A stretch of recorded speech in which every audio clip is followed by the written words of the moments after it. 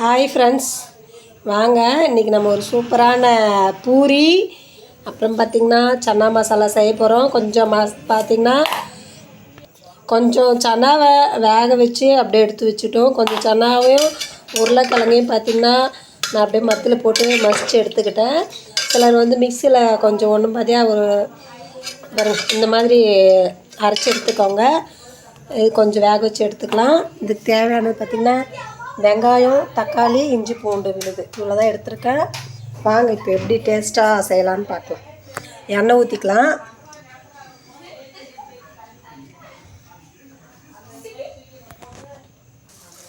பாருங்கள், பட்டை லவங்கம் போட்டுக்கலாம். கொஞ்சமாக சோம்பு போட்டுக்கலாம். பட்டை லவங்கம் அடுத்து பார்த்திங்கன்னா சோம்பு கொஞ்சம் போட்டுக்கலாம். பார்த்திங்கன்னா அது நல்லா சூடாயிடுச்சுங்க. இப்போ வெங்காயம் போட்டுக்கலாம். சன்னா மசாலா வெங்காயம் நல்லா வதங்கணும். வெங்காயம் நல்லா வதங்கிடுச்சுங்க. இப்போ பார்த்திங்கன்னா இஞ்சி பூண்டு விழுது பேஸ்ட் போட்டுக்கலாம். இஞ்சி பூண்டு பேஸ்ட்டு போட்டு நல்லா வதக்கலாம். இஞ்சி பூண்டு பேஸ்ட் பார்த்திங்கன்னா நல்லா வதங்கிடுச்சு. இப்போ நம்ம சன்னா மசாலா இந்த தூள் இருக்குது இல்லைங்களா, சன்னா மசாலா தூள் கொட்டிக்கலாம்.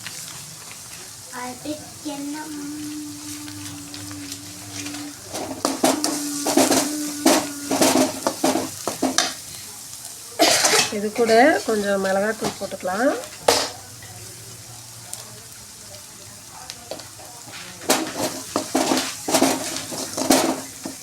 நிறையா கரம் மசாலா வச்சுருக்கேன். டக்குன்னு பாரு எனக்கு தேவைப்பது சீக்கிரம்.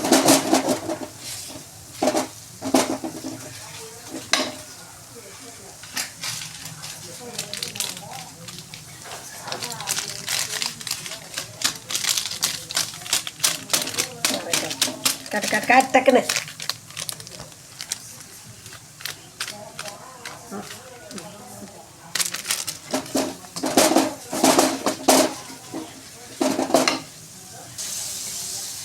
தக்காளி போட்டுக்கணும். தக்காளி நல்லா வதக்கிடலாம். பார்த்திங்கன்னா நல்லா தொக்கு மாதிரி அப்படியே எல்லாமே இஞ்சி பூண்டு வெங்காயம் தக்காளி எல்லாமே நல்லா வதங்கிச்சுங்க. இப்போ பார்த்திங்கன்னா நம்ம சன்னா போட்டுக்கலாம். நல்லா வதக்கிடுங்க.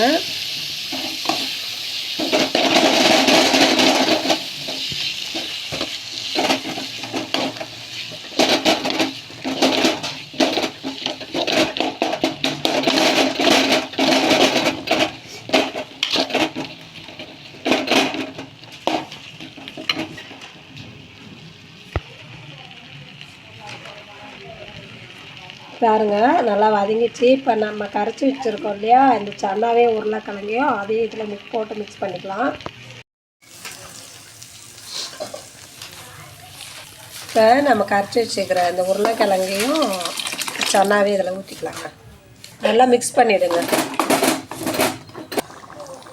பாருங்க சன்னா மசாலா ரெடியாச்சு. இப்போ இறக்க போகிறோம். கொஞ்சமாக சாட் மசாலா, அது கொஞ்சம் புளிப்பு சுவைக்காக போடுறோம். சும்மா கொஞ்சமாக போட்டுக்கலாங்க. கிளறி விட்டு இறக்கிடலாம்.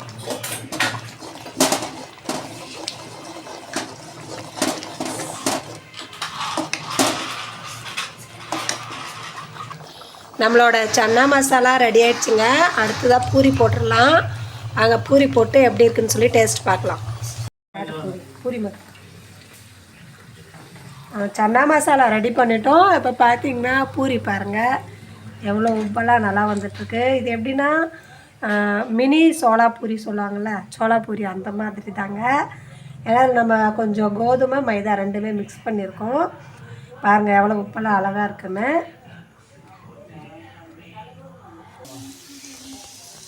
பூரியை நம்ம அந்த கேப் இல்லாமல் தேய்க்கணுங்க மாவு. அப்போ தான் நல்லா உப்பெல்லாம் வரும். இந்த மாதிரி கொஞ்சம் பாருங்க ஹோல்ஸ் வந்துருக்கா, இந்த மாதிரி இருந்தால் ஒரு உப்பெல்லாம் வராது. அதுதான் மாவு தேய்க்கிறது, வேறு ஒன்றுமே இல்லை பூரிக்கு. சில பேர் சொல்லுவாங்க மாவு உப்பெல்லாம் வரமாட்டேங்குது. ஒன்று நம்ம இந்த சுற்றி கார்னரில் பெருசாக தேய்ச்சிருவோம், இல்லைனா எங்கேயாவது இந்த மாதிரி ஹோல்ஸ் விழுந்துடும்.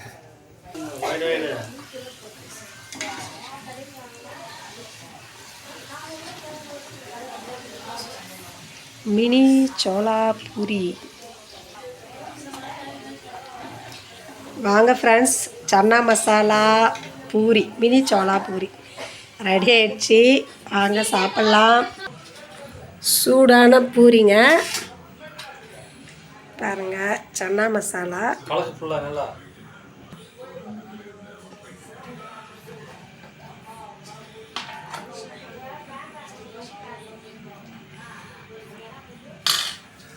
சாப்பிட்டு பாருங்கள் எப்படி இருக்குது சொல்லுங்கள். நான் எங்கே சாப்பிட்டு சொல்கிறேன் பாருங்கள். கொஞ்சம் வெங்காயத்தை இதில் போட்டுக்கோங்க, சன்னா மசாலா கொஞ்சம் எடுத்துக்கோங்க, இந்த வெங்காயத்தோடு சேர்த்து சாப்பிடுங்க. பாருங்கள் சூடாக இருக்குது, எப்படி இருக்குன்னு வாங்க டேஸ்ட் தம்பி பார்க்குறாரு. அப்போ எப்படி இருக்குது சொல்ல, எப்படி இருக்க? வாங்க ஃப்ரெண்ட்ஸ் சாப்பிட்லாம். நீங்களும் செஞ்சு பாருங்கள். இந்த வீடியோ உங்களுக்கு பிடிச்சிருந்தா நீங்களும் சமைச்சு பாருங்கள். லைக் பண்ணுங்கள், ஷேர் பண்ணுங்கள், சப்ஸ்கிரைப் பண்ணுங்கள், சேனலுக்கு முக்கியமாக சப்போர்ட் பண்ணுங்கள். ஏதாவது இதில் வேறு எதனா மிக்ஸ் பண்ணணும், அது சேர்த்து பாருங்கள், இன்னும் டேஸ்ட்டாக இருக்குன்னா கமெண்ட் பண்ணுங்கள் ஃப்ரெண்ட்ஸ்.